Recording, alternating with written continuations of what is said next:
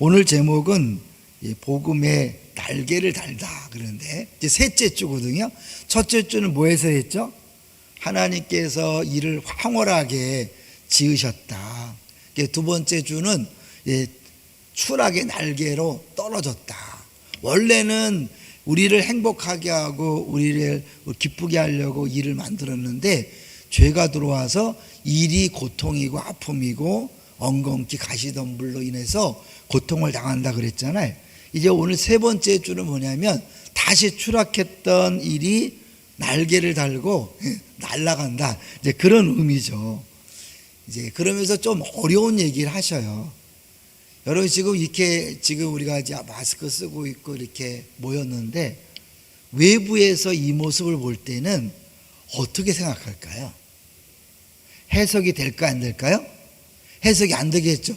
저 사람들이 왜 저러고 있나? 그러니까 이게 뭘 얘기하면 스토리라는 게 있어요. 스토리는 어느 한 부분만 봐서는 모르고 어떻게 해요? 서론, 본론, 결론 처음과 마지막을 다 봐야 이해가 된다는 거죠. 그런 거예요. 우리가 세상을 바라볼 때 어느 한 면만 보면 안 되고 뭔 전체를 알아야 이해할 수 있다는 거예요. 그러니까 우리들이 지금 사실은 어떤 거에 대해서 말하고 결정하고 행동하는 모든 것들은 그 뿌리에 내가 이 세상을 어떻게 해석하느냐, 이걸 스토리로 보고 어떻게 해석하느냐에 달려 있는 거죠. 아직 우리나라는 이제 여러 가지로 성경을 이해하고 신앙을 이해하는데 도움을 주는데요. 쉽게 얘기해서 여러분, 내가 어느 쪽 상관하지 말고 우리가부터 우리 교회가 나라가 좌파 우파로 이렇게 많이 나눠져 있잖아요, 그죠? 그러면 좌파 우파가 똑같은 사건을 볼 때 어떻게 말합니까? 완전히 다르죠. 왜 똑같은 것을 다르게 보고 다르게 말할까요? 그게 그 안에 사람들이 스토리에 대한 이해와 더 나아가서 세계관이 들어있는 거예요. 세계관이라는 건 뭐냐면 쉽게 얘기하면 내가 안경을 쓰고 보는 거죠. 모든 세상을 내가 쓴 안경을 가지고 해석을 하는 거예요. 빨간 안경을 쓰면 다 빨갛게 보이고 파란 안경을 쓰면 다 파랗게 보이고 노란 안경을 쓰면 다 노랗게 보여. 이해되시죠? 결국 우리는 나도 모르게 내가 갖고 있는 세계관을 가지고 직장에 가고 사업을 하고 가정생활을 하는 거예요. 그래서 우리의 인생의 모든 영역에서 내가 말하고 행동하고 판단하는 모든 것들은 결국 내 안에 있는 그 세계관의 문제다. 그리고 기독교인들은 어떤 세계관을 가져야 될까요? 복음적인 세계관을 가져야 된다. 이제 그런 얘기를. 그럴 때 하나님께서 우리에게 주신 일이 얼마나 신나고 좋은 것인가를 알고 직장에서도 기쁘게 일할 수 있다는 거예요. 그래서 이제 이번 한 주 동안은 이 복음적 세계관으로 일하는 것이 무엇인지를 계속해서 생각해 보려고 합니다. 이창호 박사라는 분이 있어요. 이 사람이 의사인데 굉장히 이제 성경에 대해서 나름대로 의사의 입장에서 해석을 하고 이제 신문이나 방송에서 이렇게 하는데요. 이분이 그런 얘기를 했어요. 자기 아버지가 의사인데 70세에 은퇴한 다음에 갑자기 삶의 의욕을 느끼지 못하고 너무 약해지더라는 거예요. 건강도 떨어지고. 그래서 안 되겠다 싶어서 자기 병원에 오셔서 일하라 그랬대요. 어떻게 했을까요? 너무너무 신나더랍니다. 갑자기 살아난다는 거예요. 그러면서 그분 얘기하기를 목사님들이 은퇴하면 바싹 늙는다는 거예요.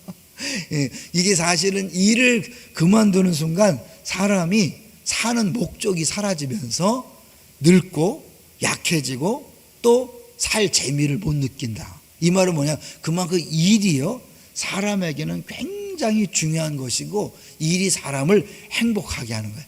아유 그런 소리 말하나 직장생활이 얼마나 힘들어 죽겠는데 그냥 빨리 다 끝내고 그냥 은퇴하고 쉬었으면 좋겠다 이런 분 있잖아요. 해보면요 그렇지 않아요.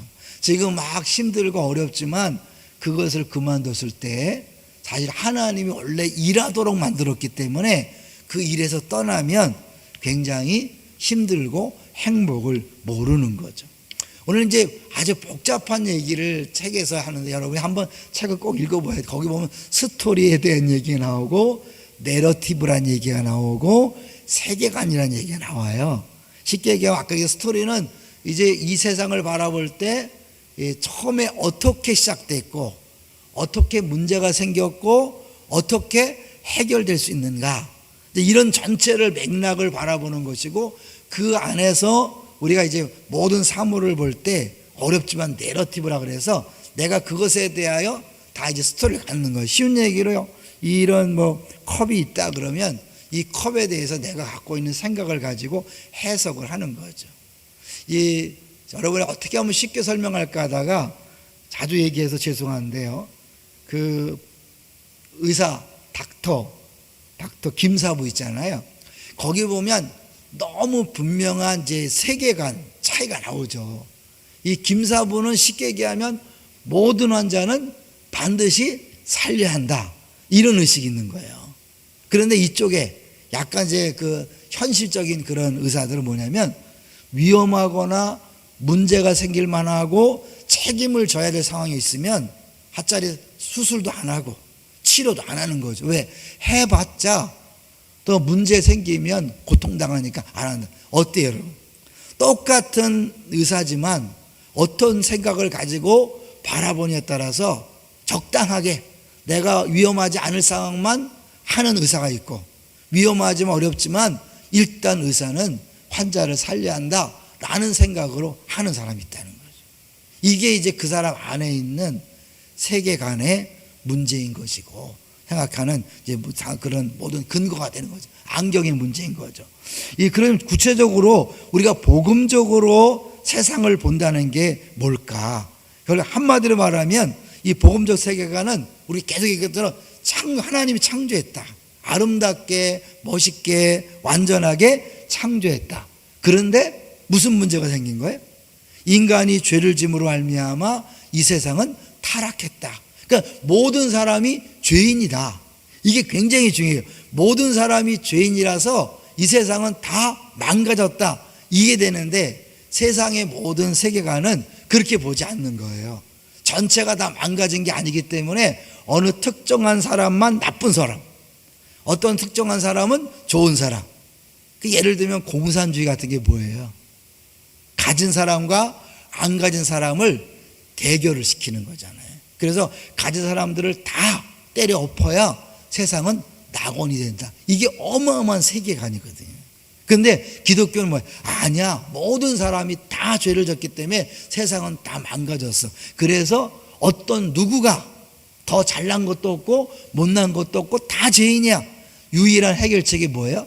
유일한 해결책은 예수 그리스도를 통한 구원이다, 이렇게 되는 거예요. 이해되시죠? 그러니까 많은 세계관들이 있지만 결국 그 모든 것들과 구별되는 우리 복음적 기독 세계관, 기독교 세계관은 뭐냐면 다 죄인이기 때문에 누구는 착하고 누가 더 특별한 악당도 없고 특별한 영웅도 없다. 다 똑같다. 그런데 예수님을 통해서 우리가 이제 구원되고 회복된다. 그리고 결국 이 세상이 끝이 아니라 영원한 세계가 있어서 우리가 니글의 이파리처럼 이 세상의 작은 일도 아무 열매가 없는 것처럼 보여도 반드시 아름다운 열매를 거둔다. 이것 때문에 우리는 지금 의미 있게 살아갈 수 있다는 거죠. 이게 이런 생각을 갖고 세상을 살아가는 사람과 그냥 눈에 보이는 것이 전부라고 생각하는 사람은 차이가 나는 거죠. 어떤 국밥집에요, 이런 글귀를 써놨대요. 사람이 온다는 것은 실은 어마어마한 것이다. 왜냐하면 한 사람의 일생이 오기 때문이다. 따뜻하게 만들겠습니다. 결국 국밥을 따뜻하게 만들겠다는데 거창하게 뭐예요? 사람이 온다는 것은 실은 어마어마한 것이다. 한 사람의 일생이 오기 때문에. 나는 단순히 밥 한 그릇, 국밥 한 그릇을 대접하는 게 아니라 당신 인생을 존귀하게 여기고 인생에 힘을 주기 위해서 장사한다, 이런 거죠. 여러분, 똑같이 그냥 장사하지만 내가 사람들을 어떻게 대하고 이 세상을 어떻게 보냐에 따라서 다른 거예요. 나는 맨날 설거지만 하고 이게 무슨 의미 없이 막 이게 아니라 이것도 하나님께 내게 맡겨진 일이요. 이 일을 통하여 내 가족들을 건강하게 하고 행복하게 해서 우리 가족들이 직장에 나가고 사업장을 하고 학교를 가고 그래서 그들이 신나게 일함으로 말미암아 세상을 변화시키고 세상을 밝게 해서 결국 하나님께서 원하시는 아름다운 나라를 만들어 간다. 그냥 쉬운 얘기로 그냥 난 죽지 못해 한다 이런 거하고 내러티브라는 거잖아요. 이렇게 내가 지금 밥 한 그릇을 대접하는 것이 이 사람에게 용기를 주고 힘을 줘서 이 사람이 나가서 열심히 일하면 그 회사가 달라지고 회사가 달라지면 안산이 달라지고 우리 나라가 이게 내러티브라는 거예요. 이제 우리 최만수 목사님 또 하는데 미장원에 가서 이제 머리 손질하면서 그런 얘기했대요. 아우 그 미용사님은 아주 좋은 일을 하신다고. 내가 무슨 좋은 일을 해요? 그냥 돈 벌기 위해서 하는 거지. 그런데 이렇게 사람들을 아름답게 만들어서 기분 좋게 만들고 살 맛을 나게 한다. 뭐냐 대충 이런 얘기를 했대요. 대단한 거죠. 여러분 그냥 돈 5천 원, 만 원, 2만 원에 파마하고 막 그런 게 아니라 이 사람의 이 머리를 만져줌으로 말미암아 자기의 아름다움을 확인하고 그래서 살 맛을 나게 해서 살 맛이 나기 때문에 남편을 잘 섬기고 애들을 잘 섬겨서 애들이 신나게 살고 이게 내러티브라는 거예요. 그냥 단순히 하나를 그냥 어쩔 수 없이 하는 게 아니라 이걸 통해서 파급되는 많은 이야기들을 쫙 펼쳐나가서 하면 어떻게 야 그래야 한 사람 한 사람을 대하는 것이 이렇게 중요하구나. 그런 사람이 사업하고 직장 생활할 때 행복하겠어요? 불행하겠어요? 행복한 거죠. 오늘도 여러분이 직장에 나가고 사업을 할 때 마지못해서 억지로 정말 살기 위해서 억지로 사는 것이 아니라 내게 맡겨진 이 사업 현장, 직장 현장에서 내가 지금 성실히 일함으로 말미암아 나비 효과처럼 이렇게 되고 이렇게 되고 이렇게 돼서 이렇게 세상이 달라질 것이다 라는 것들을 기대하면서 그렇게 하셨으면 좋겠어요. 오늘 우리가 읽었던 성경 말씀이 뭡니까? 그런즉 너희가 먹든지 마시든지 무엇을 하든지 다 하나님의 영광을 위하여 하라. 핵심이 뭘까요? 너희가 먹든지 마시든지 무엇을 하든지 첫 번째는 뭐예요? 무엇을 하든지 내가 하는 모든 일들 무엇을 하든지 여러 교회만 아니라 직장과 사업장과 동네에서 하는 모든 일들 무엇을 하든지 다 뭐예요? 하나님의 영광을 위하여 하라. 무엇을 하든지 하나님의 영광 이것을 가지고 살아가는 것 그것이 사실은 복음적인 세계관인 거죠. 한마디로 말해서 복음이란 건 뭘까요? 하나님과 이웃을 사랑하는데 삶의 의미가 있다. 내가 돈 벌기 위해서 직장 생활을 하고 사업하는 게 아니라 뭐예요? 하나님과 이웃을 사랑하기 위해 하는 것이다. 그렇기 때문에 원리는 뭐예요? 절대적으로 섬깁니다. 무엇이든지 당신이 먼저입니다. 무엇이든지 말씀하세요. 섬김은 나의 기쁨입니다. 여러분 매 순간마다 이렇게 선포하며 한번 해보세요.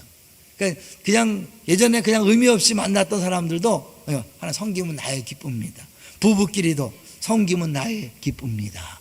직장상에서도 할 때도 섬김은 나의 기쁨입니다. 옛날에 그냥 뭘 시키면 에이씨 이런 것까지 시켜 막 이랬는데 어떻게 섬김은 나의 기쁨입니다.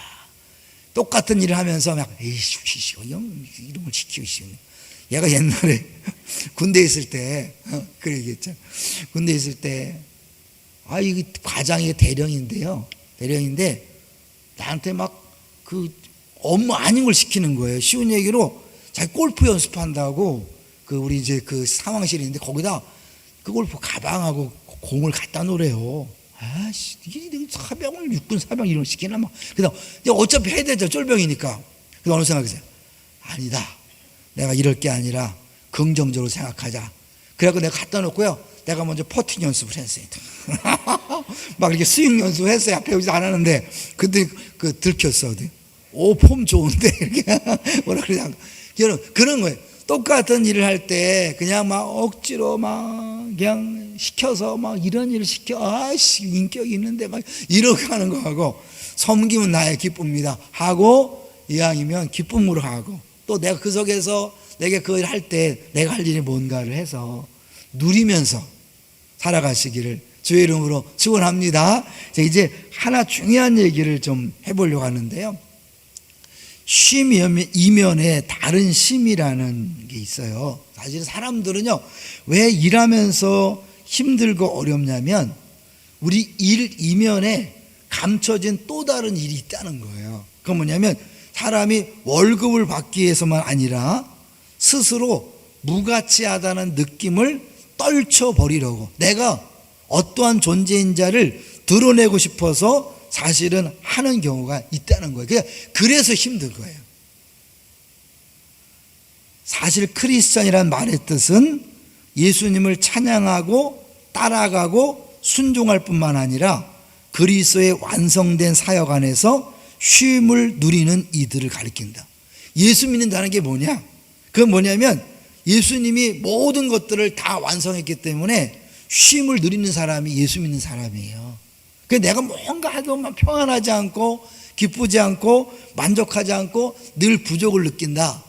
죄송하지만 예수 믿는 사람의 특권을 못 누리는 거죠. 저마다 제 일을 하는 게 아니라는 거예요. 우리가 일하는 사람이 아니에요. 엄밀히 말하면 하나님이 창조할 때 모든 것들을 완성시켰고 다 마친 다음에 쉬었기 때문에, 그리고 우린 더 나가서 예수님이 모든 구원 사역을 이뤘기 때문에 다시 우리가 일하는 게 아니라 쉬는 거예요. 좀 말이 좀 그렇죠. 이미 다 하나님께서 이루셨기 때문에 사실은 내가 일하는 게 막 수고하고 힘들고 어려운 게 아니라 누리면서 즐겁게 하는 거예요. 예를 들면요, 또 예를 자꾸 드는데, 그 군대에서 축구를 하면 어떤 사람에게는 즐거움이지만 어떤 사람에서는 아주 고통이에요. 누구에겐 즐거움이에요? 고참들은 즐거움. 야, 축구 좀 하자. 막 쫄병들은 쉬고 싶은데 막 억지로 하는 거예요. 축구 사역이라 그래요. 똑같은 축구지만 똑같은 현장에 있지만 한 사람은 신나서 막 축구하는데 한 사람은 어떻게 해요? 억지로 정말 에이 더러운 세상 그러면서 하는 거예요. 차이가 뭘까요? 똑같은 일이지만 한쪽은 누리는 것이고 한쪽은 억지로 하는 거예요.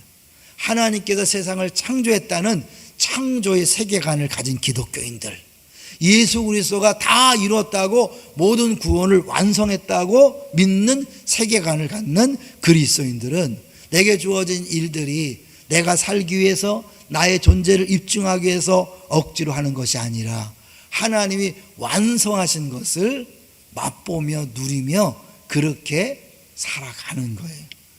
앞에서 수많은 이들이 일 이면에 감춰진 또 다른 일을 하고 있다는 이야기를 했었다.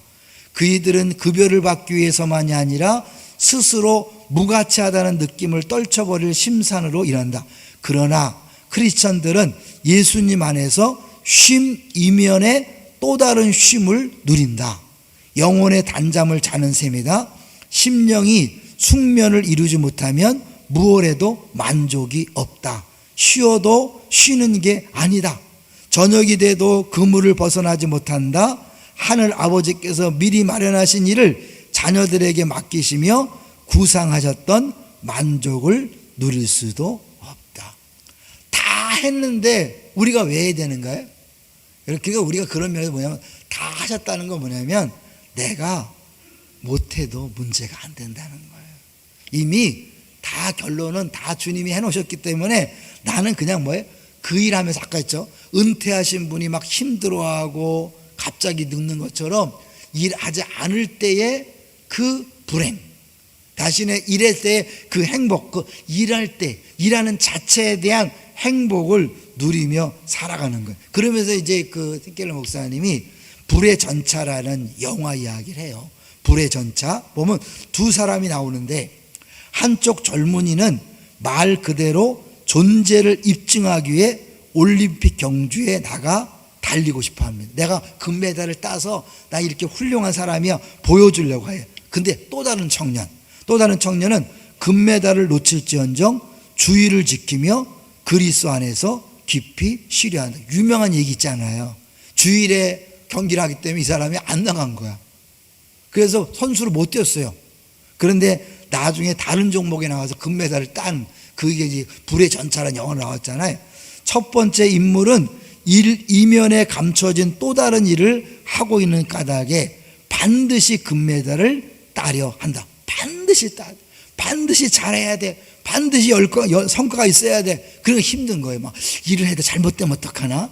일할 때 잘해야 될 텐데 실수하면 어떡하지? 늘 이런 거에 조바심을 내는 거예요. 그리고 하고 나서도 좀 더 잘했어야 되는데 다른 사람들 어떻게 보면 어떡하나?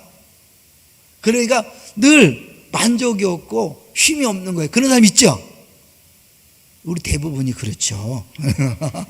두 번째 인물은 헌신된 크리스찬인 에릭 리델인데 올림픽 메달을 따든 말든, 올림픽 선수인데 따든 말든 크게 신경 쓰지 않고 온전한 안식을 즐길 뿐이다.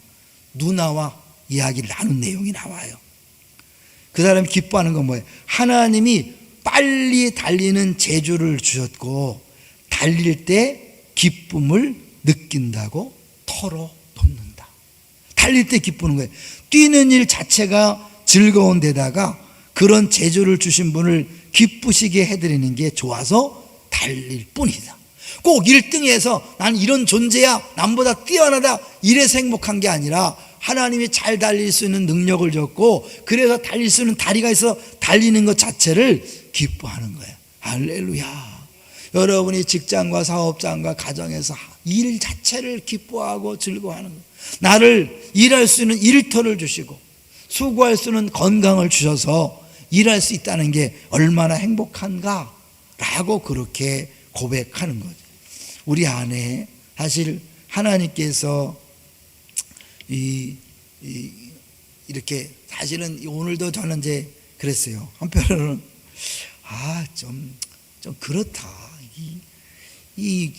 그래서 브런치 카페도 하고 그래야 되는데 우리 성도들이 애들이 먹을 걸 좀 기뻐하면서 살려야 되는데 이런 게 좀 그렇다.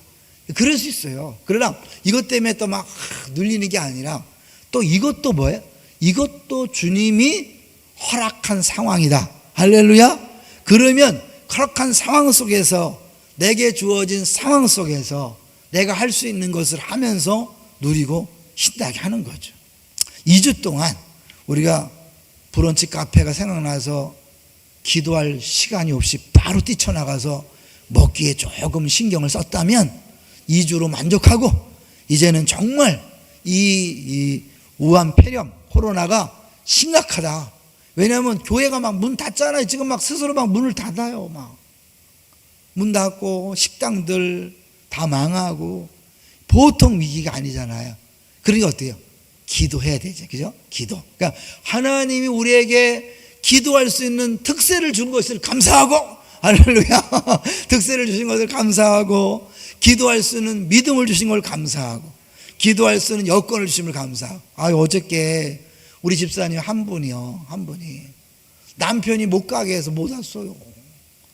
교회 중요한 일을 하는 집사님인데 남편이 교회 안 다니니까 안 믿는 사람들은 두려운 거야. 막 교회 가면 막 신천지가 와갖고 완전히 막 코로나를 그냥 전염시킬까봐 아예 무서워서 못 왔잖아요. 예? 그러니까 뭐야? 믿지 않은 사람은 그럴 수밖에 없어요. 왜? 두렵잖아요. 근데 우리는 하나님 있잖아요. 그죠? 하나님이 있어요. 하나님 살아계심을 믿습니다. 하나님께서 지금도 온 역사를 주장하시는 걸 믿는 거예요. 그래서 이 상황 속에서 정말 기독교인들이 깨어나 기도하기를 원하시기 때문에 하나님께서 우리를 이 자리에 보내셨다 생각하고 여러분 감사하면서 기뻐하면서 기도하시고 그리고 삶의 현장에 신나게 달려가시기를 주의 이름으로 축원합니다. 이제 마지막으로요. 참 이렇게 됐으면 좋겠다. 책에 나오는 내용을 잠깐 소개할 텐데요. 이 콜트레인이라는 사람이 있는데 그 사람은 마음 깊은 곳에서 늘 한 가지 생각을 품고 살았어요. 정말 근사해진다면 성공을 거둔다면 다들 갈채를 보내고 칭송을 아끼지 않는다면 내가 괜찮은 인간이고 가치 있는 인생을 살고 있다는 느낌이 들 거야. 보통 사람이 그래. 뭐 한다면 난 괜찮은 사람이야. 그러면 행복할 거야. 늘 그런 걸 생각해. 내가 돈이 있다면, 승진한다면, 좋은 대학교 간다면, 돈을 많이 번다면 늘 그런 생각을 하는 거예요. 사람들은 끊임없이. 그런 부류의 사고방식에서 사로잡혀 있는 동안은 제대로 일하지도 푹 쉬지도 못한다. C.S. 루이스의 말 그대로였다. 어떤 인상을 주고 있는지 고민하기를 집어치우지 않는 한, 다른 사람이 나를 어떻게 평가하고 내가 어떤 모습으로 보여질까, 이런 것을 고민하는 것을 집어치지 않는 한 남들한테 결코 좋은 인상을 줄 수 없다. 열등감 있잖아요. 남들이 볼까봐. 우리 옛날에 동네에 그 후배가 있는데 얘는 버스가 지나가면 숨는 거예요. 왜?